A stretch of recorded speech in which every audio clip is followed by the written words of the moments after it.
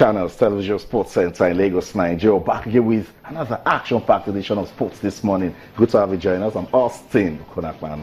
Good morning and welcome. I'm Tayo Salah. Action-packed world of sports. There's so much to talk about this morning on the program. We'll continue our look at the ongoing African Women's Championship in Cameroon. Crucial Kenyan test is what we have called that final group game for the Super Falcons. This is because Kenya happens to be the whooping team in that group. They will be coming out to play to impress, and Tayo, that's why the Super Falcons shouldn't in any way underrate this team. Yeah, I totally agree with you, Austin. You can't afford to underestimate the Kenyans, even though, like you said, they're the whipping, girls of that particular group. But I think it's a straightforward affair, Austin. Okay. Convincing win for the Super Falcons and the top Group B. That's right. And then Kenya beating Super Falcons will also be a good talking point for them. Let's leave the big girls and talk about the big boys now. The Super Eagles of Nigeria, after that impressive win over Algeria, they have moved up in the FIFA rankings. Steady improvement is what we have called it. They shot up from number 60 in the world title to now 50th. Wow. 10 places up.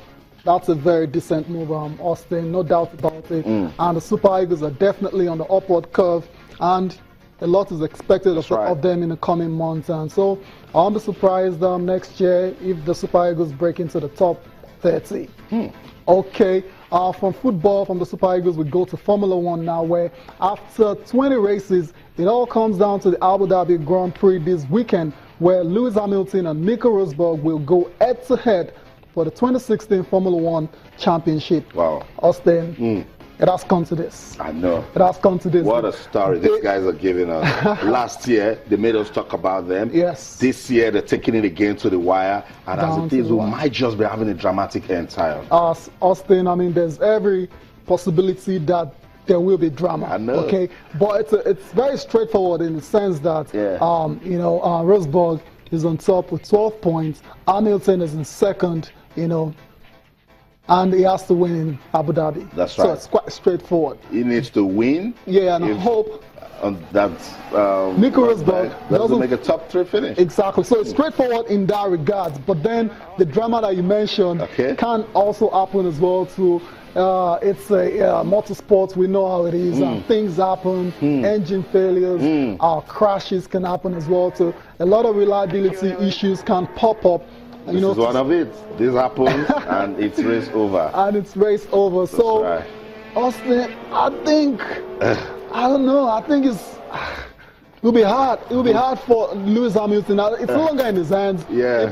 Totally in his hands in the sense that, okay, he can go on to win, in Abu Dhabi. That's right. And still lose out on the Formula One Championship because all Rosberg has to do is finish third. That's right. Okay? That's right. So that's the best thing Lewis Hamilton can do for himself. That's all he can do for himself. Win in Abu Dhabi and just forget about whatever is happening to Rosberg. But at this point, he doesn't need to pray. He has pushed the title fight to this level, and that shows champion stuff. Remember, defending champion, and at some point, even when he was having those crashes, think about it, Tayo. He has even gotten more podium finishes than Rosberg. Incredible stuff, Austin, and you just said champion stuff. Now that's what Lewis Hamilton has showed in the past few weeks. Remember, it's coming off the back of 3 straight wins, in the USA. That's the Austin Grand Prix, in Mexico, and at the Brazilian Grand Prix. So he's in great form, and you're tempted to say he might actually go on to dominate and win in Abu Dhabi as well too.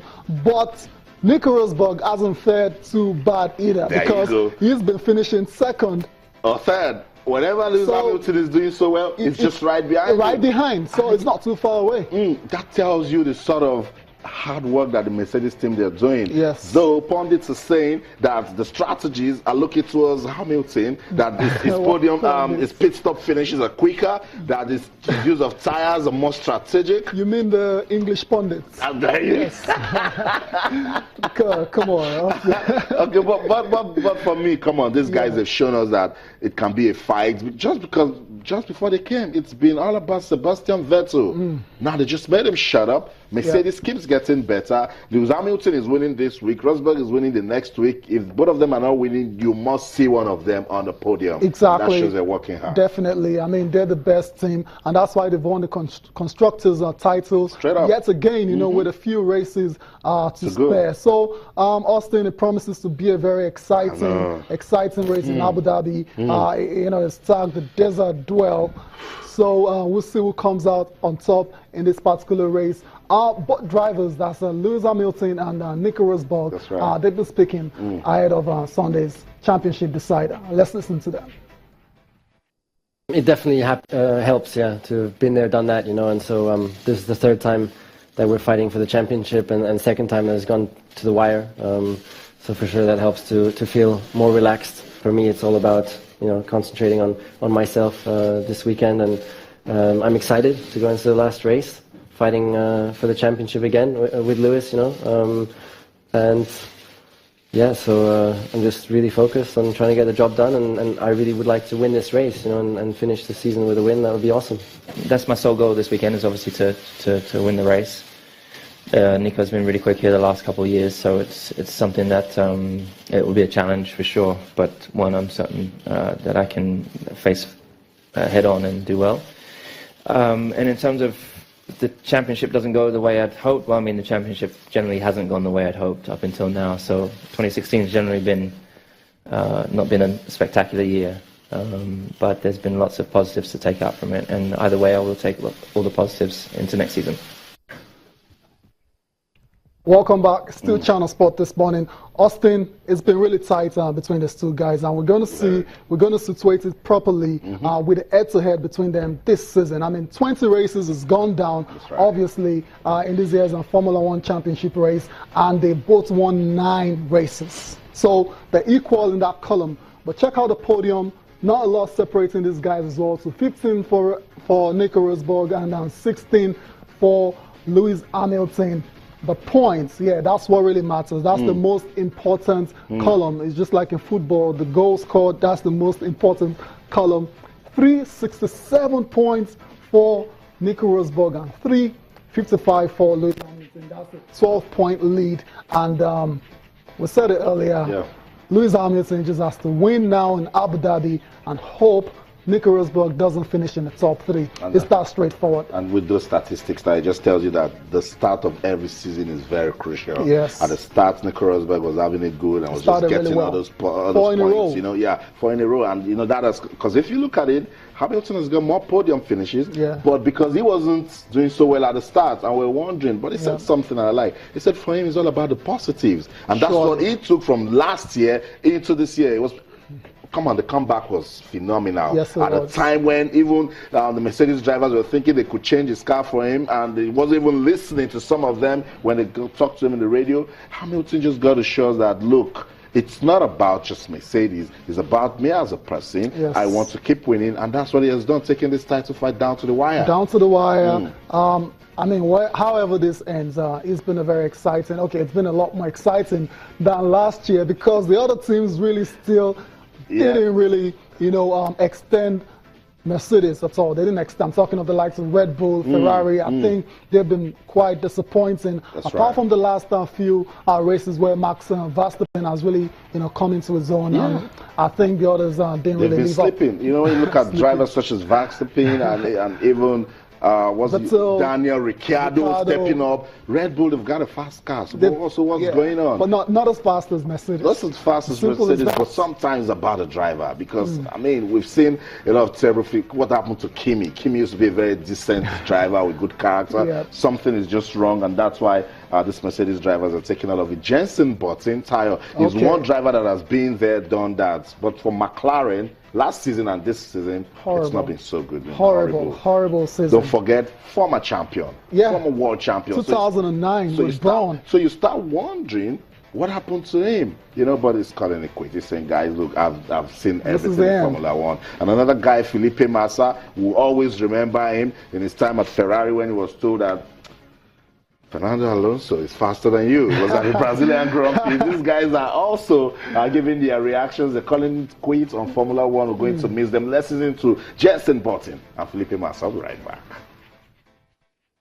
At this moment in time, I don't want to be racing in Formula One past this race, and that was the whole idea. But anyway, so I think of this as my last race, and hopefully everyone else does as well.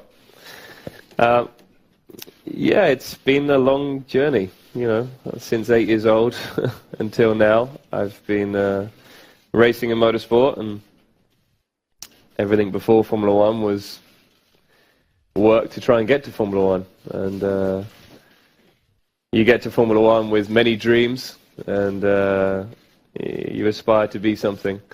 And hopefully you leave the sport with memories. And that's something I definitely do have from my 17 years racing in Formula One. Lots of amazing memories, lots of life-changing memories, some good, some bad. And also to walk away with the World Championship is a very special feeling as well.